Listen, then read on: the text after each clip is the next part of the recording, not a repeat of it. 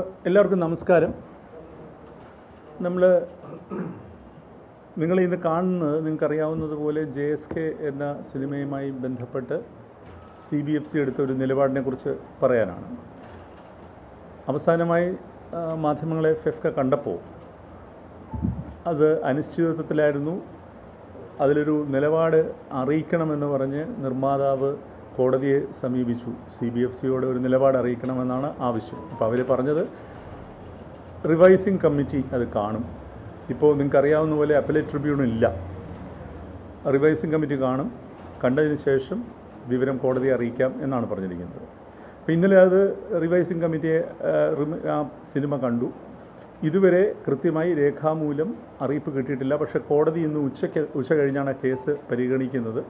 ബഹുമാനപ്പെട്ട ഹൈക്കോടതിയിൽ അവരത് അവരുടെ തീരുമാനം അറിയിക്കും എന്നാണ് നമ്മൾ മനസ്സിലാക്കുന്നത്. പക്ഷേ ഇന്നലെ സിനിമയുടെ സംവിധായകനുമായി ഞങ്ങൾ ദീർഘമായി സംസാരിക്കുകയുണ്ടായി. ഈ സിനിമ കണ്ടതിന് ശേഷം ഈ കമ്മിറ്റി അംഗങ്ങൾ സംവിധായകനെ കണ്ടിരുന്നു, സംവിധായകനുമായിട്ട് സംസാരിച്ചിരുന്നു. അവരുടെ ഒരേ ഒരു ആവശ്യം ആ കഥാപാത്രത്തിൻ്റെ പേര് മാറ്റണം എന്നുള്ളതാണ്. അവർ ആ സിനിമയെ വളരെയധികം അഭിനന്ദിച്ചാണ് സംസാരിച്ചത്. വളരെയധികം സാമൂഹ്യ പ്രസക്തിയുള്ളൊരു സിനിമയാണ്. വളരെ നല്ല രീതിയിൽ സംവിധാന മികവ് പ്രകടിപ്പിക്കുന്ന സിനിമയാണ് എന്നൊക്കെ അവർ പറഞ്ഞതിന് ശേഷം അവർ പറഞ്ഞത് ഈ പേര് മാറ്റണം. ആ പേര് മാറ്റുമ്പോൾ സ്വാഭാവികമായിട്ടും ആ സിനിമയുടെ ടൈറ്റിൽ നിന്നും ആ പേര് മാറ്റേണ്ടി വരും. കഥാപാത്രത്തിൻ്റെ പേര് മാറ്റുമ്പോൾ സ്വാഭാവികമായിട്ട് അതും സംഭവിക്കുമല്ലോ. അപ്പോൾ അതിന് കാരണമായി അവർ ചൂണ്ടിക്കാണിച്ചത് സമാനമായി ഇതിനു മുമ്പ് 2 തവണ ഇത്തരം സംഭവങ്ങൾ ഉണ്ടായിട്ടുണ്ട്. ഒന്ന് നമുക്കറിയാവുന്ന പോലെ മലയാളിയായ പത്മകുമാർ എന്ന സംവിധായകൻ്റെ സിനിമയിൽ ജാനകി എന്ന പേര് മാറ്റി ജയന്തി എന്ന അദ്ദേഹത്തിന് മാറ്റേണ്ടി വന്നു. മറ്റൊന്ന് ശ്രീ വിവേക് അഗ്നിഹോത്രിയുടെ ഒരു സിനിമയാണ്. അപ്പോൾ 2ഇടത്തും അവരുടെ നിർദ്ദേശം അത് സ്വീകരിക്കപ്പെട്ടു, പേര് മാറ്റി. അപ്പോൾ അങ്ങനെ ഒരു പ്രീസിഡൻസ് ഉള്ളപ്പോൾ ഇതിന് ബുദ്ധിമുട്ടുണ്ട്. പിന്നെ അവരുടെ സംസാരത്തിൽ ഈ സംവിധായകന് തോന്നിയത് എന്തായാലും ഇത് കോടതിയിലേക്ക് പോയി കോടതി തീരുമാനിച്ചു കഴിഞ്ഞാൽ പ്രശ്നമില്ലല്ലോ. അപ്പോൾ നമ്മളായിട്ട് അങ്ങനെ ഒരു നിലപാട് എടുക്കുന്നില്ല എന്നുള്ളതാണ് അവരുടെ നിലപാടെന്നാണ് നമ്മൾ മനസ്സിലാകുന്നത്.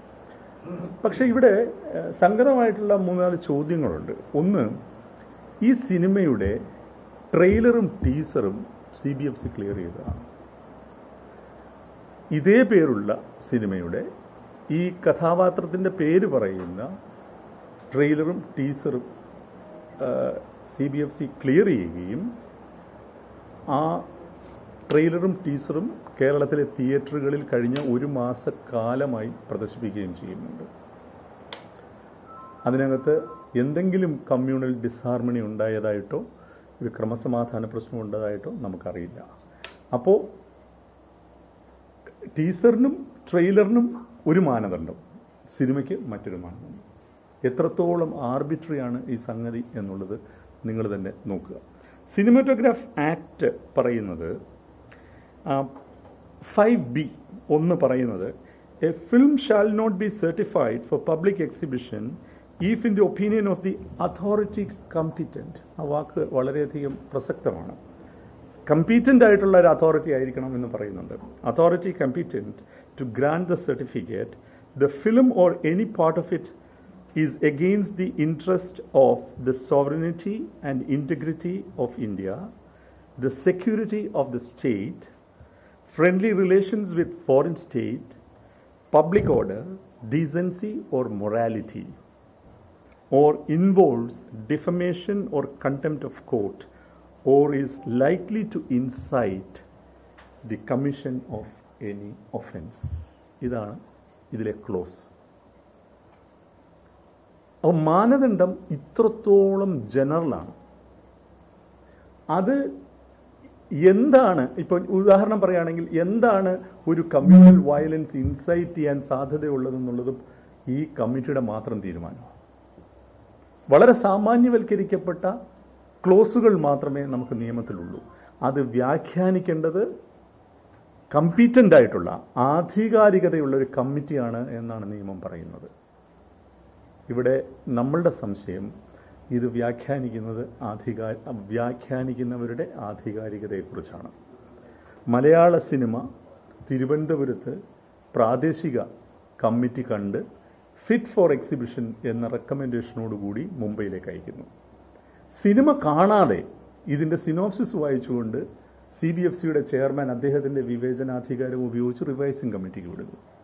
നിങ്ങൾ ശ്രദ്ധിക്കണം, അദ്ദേഹം സിനിമ കണ്ടിട്ടില്ല. അപ്പോൾ കാണാതെ തന്നെ സിനോപ്സിസ് വായിച്ചിട്ടാണ് അദ്ദേഹം എന്ത് ചെയ്യുന്നത്, ഇത് റിവൈസിംഗ് കമ്മിറ്റിക്ക് വിടുന്നത്. ഇത് JSK എന്ന ഒറ്റ സിനിമയ്ക്ക് വേണ്ടിയുള്ള ഒരു പ്രതിഷേധമോ പോരാട്ടമോ അല്ല ഞങ്ങളുടേത്. കാരണം ഞാൻ അതിൻ്റെ നിർമ്മാതാക്കളുമായി ഇന്നലെ ബന്ധപ്പെട്ടപ്പോൾ അവർ വലിയ ആശങ്കയിലാണ്. കോടതിയിൽ പോയി ഇനി എത്ര നാൾ ഈ സിനിമ ഇങ്ങനെ ഈ അനിശ്ചിതത്വത്തിൽ കിടക്കും? ഇതൊരു പെരിഷബിൾ കമ്മോഡിറ്റിയാണ് സിനിമ എന്ന് പറയുന്നത്. അതിനൊരു എക്സ്പയറി ഡേറ്റ് ഉണ്ട്. അപ്പോൾ ഒരു പക്ഷേ സമ്മർദ്ദത്തിന് വിധേയരായിട്ട് അവർ പേര് മാറ്റാൻ അവർ നിർബന്ധിതരായാൽ പോലും ഞങ്ങൾ അത്ഭുതപ്പെടില്ല. പക്ഷേ ബഹുമാനപ്പെട്ട കോടതിയിൽ ഞങ്ങൾക്ക് വലിയ വിശ്വാസമുണ്ട്. കോടതി ഇതിനകത്ത് ഉചിതമായ ഒരു തീരുമാനമെടുക്കും, കൈക്കൊള്ളും എന്നുള്ളതാണ് ഞങ്ങളുടെ ഉത്തമ വിശ്വാസം.